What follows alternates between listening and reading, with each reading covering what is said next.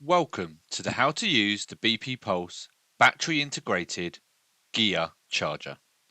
It's important to remember that this charger will have 150 kilowatt and 100 kilowatt output depending on the battery capacity and availability inside. To start a charge, you simply click Start A or Start B on the screen and then you select the payment method you wish to use. You can use debit card, RFID card or the app. You simply scan your chosen method and then the charger will ask you to plug in the vehicle. At this point, you will take the connector and plug it into your vehicle and initiation will begin. This is the charger talking to the car to understand the power output the car can receive. Charging will then begin.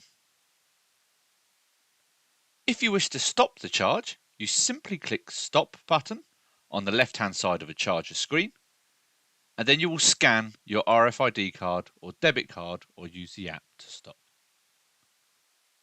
Thank you for watching.